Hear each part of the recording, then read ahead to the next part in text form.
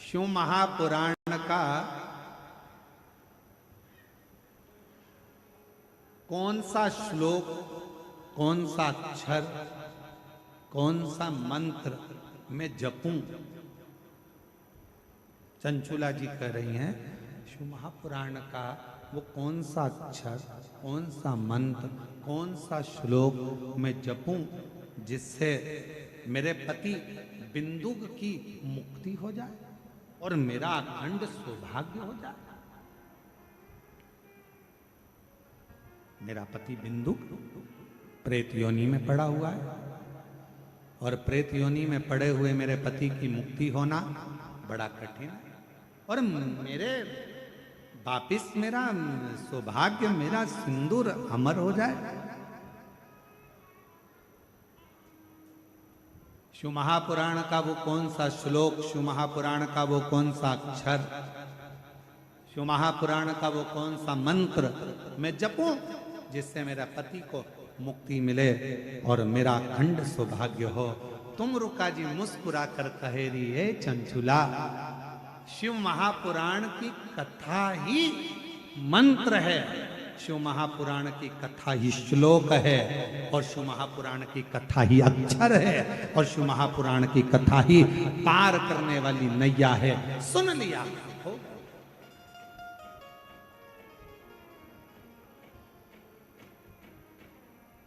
कुछ जपे ना जपे, कुछ बोले ना बोले, कोई मंत्र का किया ना किया, कोई अक्षर को जपा ना जपा, किसी मंत्र को जपा ना जपा, किसी अक्षर का नाद किया ना किया। आज के जमाने में लोगों के अंदर बहुत बड़ा भ्रम पड़ा हुआ है। हाँ, हम ओम नमः शिवाय बोले, नमः शिवाय बोले, हम ये बोले कि हम वो बोले, हम ये शब्द बोले कि हम वो शब्द बोले, हम ओम नमो भगवते वासुदेवाय बोले कि हम राम बोले, कि हम कृष्ण बोले, कि हम शंकर बोले, कि हम शिव बोले, कि हम भोलेनाथ बोले, कि हम शंभुनाथ बोले। आज के जमाने में दुनिया के लोगों ने भगवान शंकर को ऐसा बांट दिया, कोई कहता है शिव अलग है, कोई कहता है शंकर अलग है, कोई कहता है शंभु अलग है, कोई कहता है महादेव अलग हैं, कोई कहता है ये अलग हैं। शिव महापुराण की कथा कहती है हमें ज्यादा आडंबर में नहीं पढ़ना, हमें ज्यादा दिखावे में नहीं पढ़ना। हम तो एक बात जानते हैं कि हमारे घर के नजदीक में जो शंकर जी का शिवलिंग है वही हमारा शंकर है, वही हमारा पिता है और वही हमारा सुनने वाला है। एक लोटा जल चढ़ाएंगे, हमारा बाबा सुन लेगा। और कोई तुमसे कहे ये मंत्र मत बोलो, वो मंत्र मत बोलो, ये ओम नमः शिवाय में ओम मत लगाओ, तो नमः शिवाय में ये मत लगाओ, तो श्री शिवाय नमस्तुभ्यम, तो ओम नमः भगवत, तुम कोई चक्कर में मत पड़ो। तुम्हारा दिल करे तो राम बोलो, तुम्हारा दिल करे तो कृष्ण बोलो, और तुम्हारा दिल करे तो शिव बोलो, और तुम्हारा दिल करे तो नमः शिवाय बोलो, तुम्हारा दिल करे तो ओम नमः शिवाय बोलो, और तुम्हारा दिल करे तो श्री शिवाय नमस्तुभ्यम बोलो, और तुम्हारा दिल करे तो ओम नमो भगवते वासुदेवाय बोलो। तुम्हारा दिल करना चाहिए, क्योंकि दिल तुम्हारा है, मन तुम्हारा है और महादेव तुम्हारा है। दिखावे से वो प्रसन्न नहीं, आडंबर से नहीं प्रसन्न।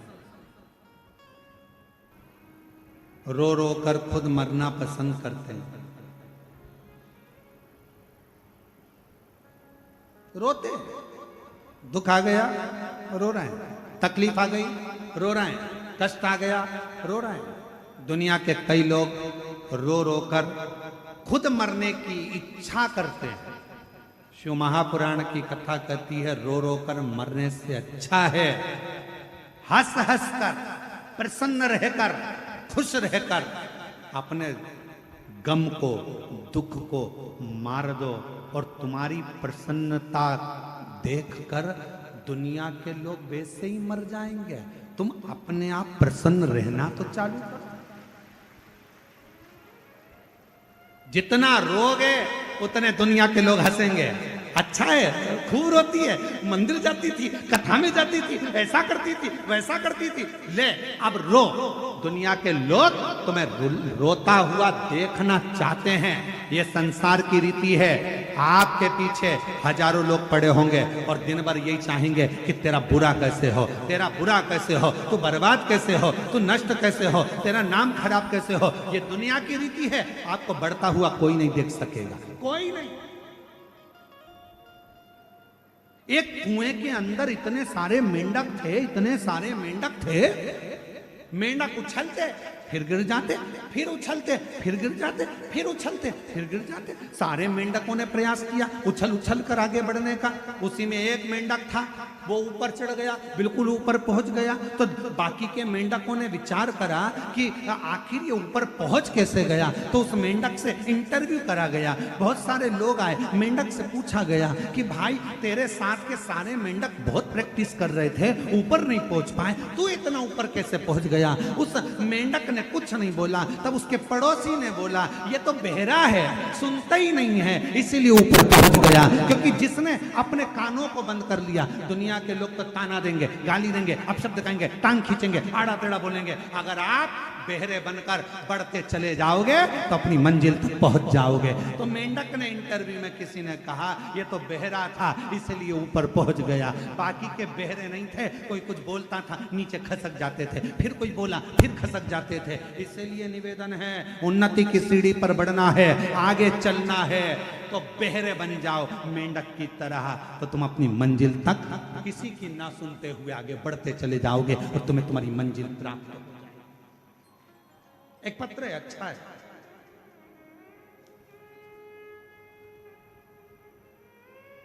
आप में ड्यूटी दे रहा है। शिव कृपा किसको कहते हैं, शंकर किसको कहते हैं, उसकी उदारता किसको कहते हैं। मत सुनो। आग लगे बस्ती में,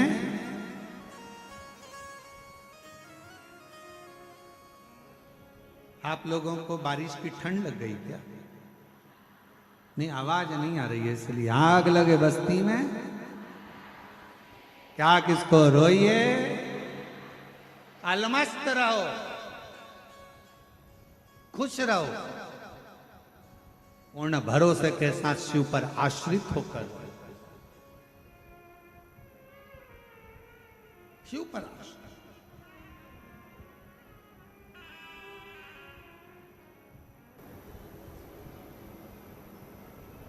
रो रो कर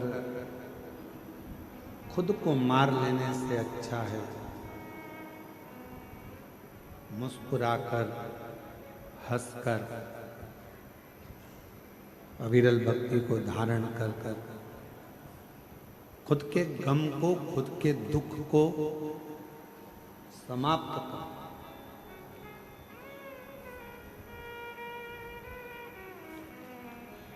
देवराज ब्राह्मण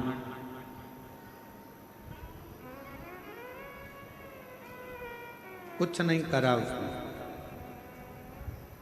ना पूजन करा, ना अर्चना करी, ना आराधना करी, ना मंत्र जपा, ना नाम जाप किया, ना स्मरण किया। केवल एक काम किया और वह है शिव महापुराण की कथा श्रवण किया।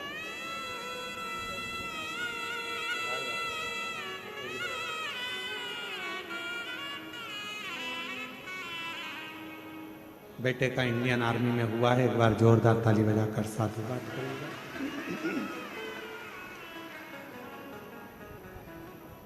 शिव महापुराण का कोई पूछे कि इसमें मुख्य श्लोक कौन सा है, कोई तुमसे पूछे कि शिव महापुराण का मुख्य मंत्र कौन सा है, कोई तुमसे पूछे शिव महापुराण का सबसे श्रेष्ठ मंत्र, अक्षर, शब्द, श्लोक कौन सा है, तो आप एक बात कह देना कि पूरी शिव पुराण ही श्लोक है, पूरी शिव पुराण ही मंत्र है, पूरी शिव पुराण ही साधना है और शिव महापुराण ही हमारे को पार करने का एक मौका।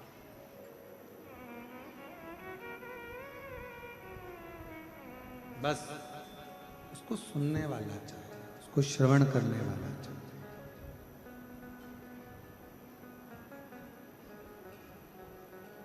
आप जितना दिल से उसको सुनेंगे उतना प्राप्त। देवराज नहीं जानता था, ना मंत्र जानता, ना साधना जानता, ना उपास जानता, ना व्रत जानता, कुछ नहीं जानता। वो तो केवल इतना जानता, चोरी करना, चोरी का धन लेकर मंदिर में पहुंच गया, चोरी का धन लेकर बैठ गया, कथा श्रवण करी, 2 क्षण की चल दिया, शरीर में ताप था, बेलपत्र के वृक्ष के नीचे उसके प्राण छूट गए और भगवान देवाधिदेव महादेव को उसको लेने आना पड़ा। और ये बात हमने पहले भी कथा में कही है, देव और महादेवों में एक बहुत बड़ा अंतर है। देव का अगर कोई भक्त प्राणों को छोड़ता है तो उसको लेने के लिए गण आते हैं, पार्षद आते हैं, उसको लेने के लिए भगवान नारायण के पार्षद पहुंचते हैं, देवता आते हैं। पर महादेव के भक्त को लेने के लिए कोई गण नहीं आता, महादेव के भक्त को लेने के लिए कोई पार्षद नहीं आता, महादेव के भक्त को लेने के लिए तो स्वयं देवाधिदेव महादेव नंदी लेता, नंदी लेता। चांदी के सिंहासन पर देवता बैठते हैं, सोने के सिंहासन पर देवता बैठते हैं, हीरे के सिंहासन पर देवता बैठते हैं, पन्ने के सिंहासन पर देवता बैठते हैं, सुंदर सुंदर सिंहासन पर देवता बैठते हैं। पर मेरा महादेव ना चांदी के सिंहासन पर बैठते हैं, ना सोने के सिंहासन पर बैठते हैं। मेरे महादेव तो पृथ्वी पर रहते हैं, इसलिए पत्थर की शिला पर बैठते हैं, और वो पत्थर की शिला भी जीव का कल्याण करने वाली हो, वो जीव का कल्याण करना।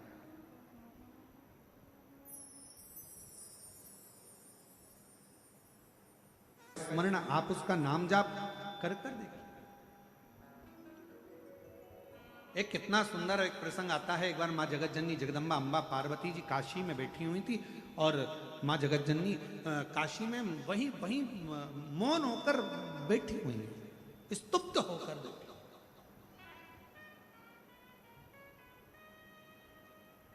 बाबा उनको ढूंढे, और भगवान शंकर कैलाश पे से ढूंढते ढूंढते ढूंढते ढूंढते माता पार्वती को ढूंढते ढूंढते पहुंच गए। सोमेश्वर गए, नागेश्वर गए, अवंतिकापुरी गए, सब दूर ढूंढा माँ पार्वती जी को, और पार्वती मैया वहां नहीं मिली। तब ढूंढते ढूंढते फिर भगवान शिव सीधे काशी में पहुंच गए।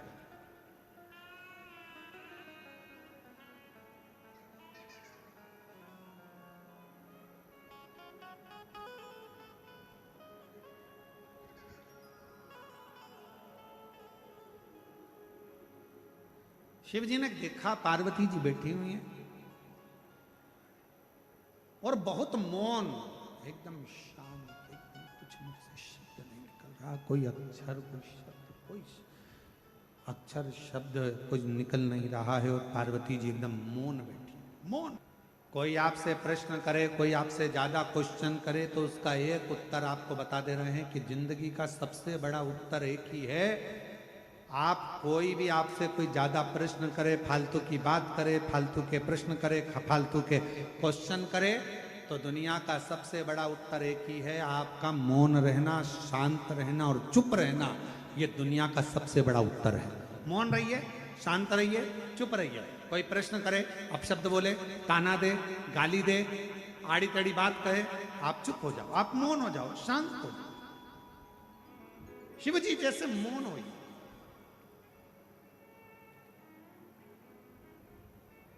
एक बहन जी ने एक पत्र लिखा है,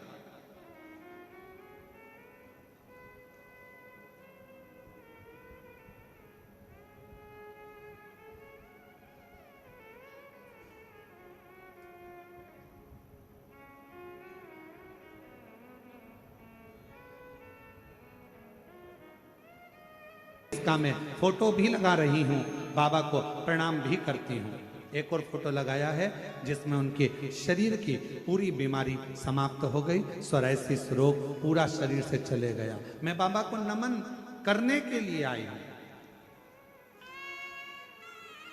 एक लाइन अच्छी लिखी है, आप और हम गुनगुना लेते हैं। महाराज,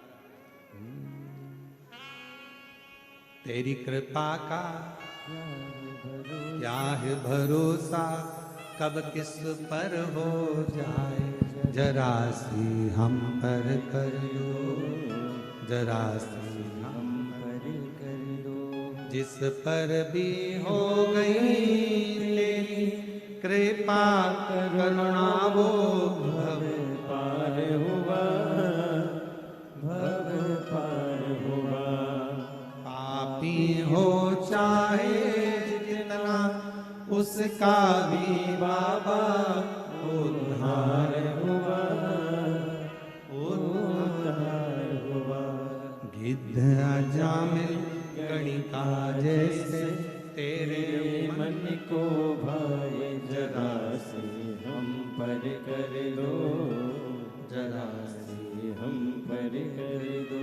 तेरी कृपा का क्या है भरोसा, कब किस पर हो जाए, जरा से हम पर कर दो, जरा से हम पर कर दो। आप शिव जी पे चढ़ा जल पी रहे हो, आप शंकर जी पे चढ़ी हुई बेलपत्र खा रहे हो, शिव जी से कह कर लो बाबा हमको औषधि दीजिए, बाबा शरीर में रोग हो गया है, बाबा हमारे रोग को मिटा दीजिए, बाबा शुगर हो गई, थायराइड हो गया, बीपी हो गया, कहीं कुछ हो गया, बाबा आप अच्छा कर दीजिए। आपकी औषधि के रूप में हमको बेलपत्र और जल बेलपत्र जल दीजिए। बेलपत्र मत खाओ, शिव जी पे चढ़ा हुआ मत खाओ। शिव महापुराण की कथा कहती है किसी का भाग मत खाओ, ब्याज का पैसा मत खाओ, किसी का धन मत खाओ, मांस मत खाओ, गलत व्यसन मत करो, बाकी का शंकर जी का चढ़ा हुआ प्रसाद आराम से खाओ। गलत चीजें मत खाओ, गलत विचार मत लाओ, गलत सोच मत लाओ। तुम गलत तो नहीं खा रहे हो ना, मांसाहार तो नहीं कर रहे हो ना, गलत व्यसन तो नहीं कर रहे हो ना, तुम तो शिव जी को प्रसाद के रूप में बाबा आप औषधि दीजिए, मेरा रोग सही कर दीजिए, आप करुणा कर दीजिए। वो मांग कर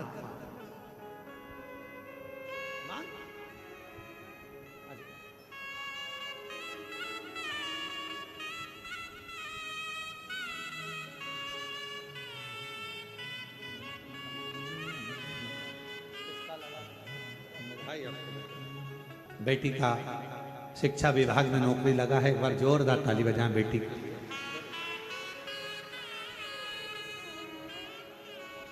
शिव शिव है, शंकर शंकर है, ओघड़ दानी ओघड़ दानी।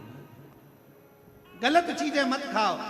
शिव जी से अगर जल भी लाओ तो कह दो हमें औषधि दीजिए, बेलपत्र दो, औषधि दीजिए। हे शिव आप महामृत्युंजय हो, मृत्यु को जीतने वाले हो, मृत्यु पर विजय प्राप्त करने वाले आप दीजिए, अमृत दीजिए, अमृत। बाबा से दिल से मांगो, दिल से प्रार्थना करो, दिल से निवेदन करो, दिल से विनय करो, दिल से विनती करो, दिल से निवेदन करोगे तो उसका फल आपको मिलेगा। क्यों?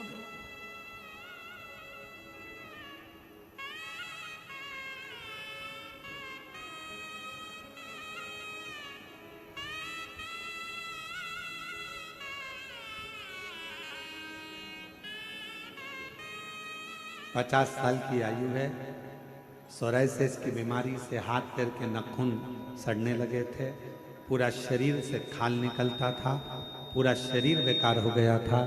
डॉक्टर ने कहा था यह बीमारी कभी नहीं जाएगी, और आज बाबा की कृपा से ठीक होकर आई है। एक बार जोरदार था।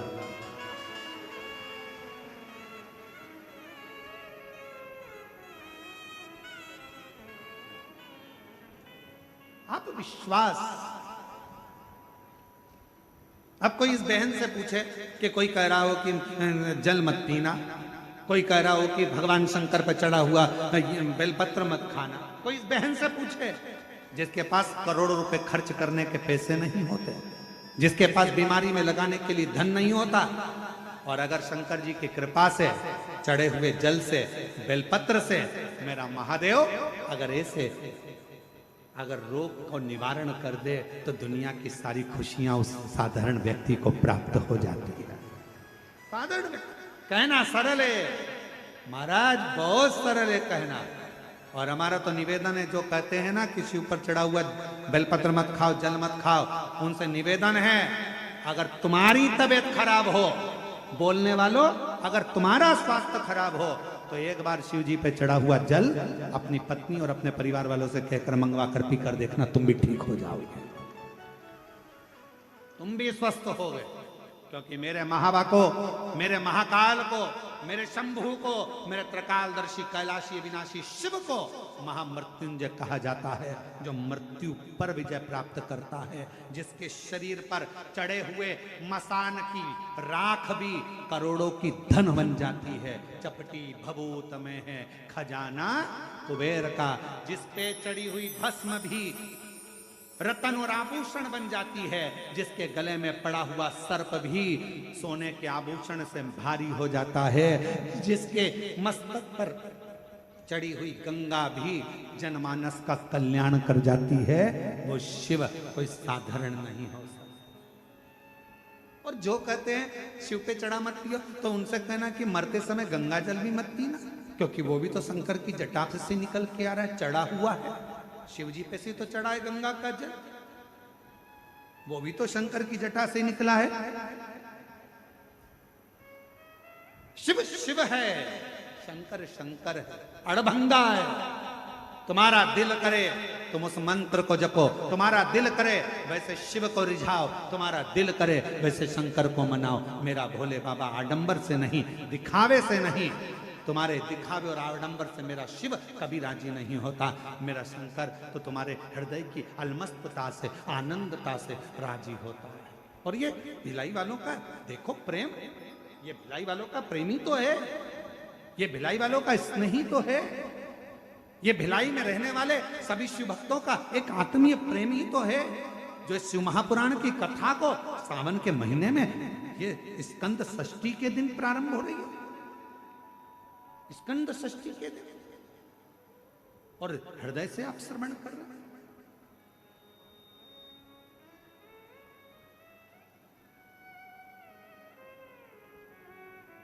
दया सिंह जी, तुम भी पूर्व जन्म में हमारे शंकर भगवान के कोई ना कोई गण रहे हो, ये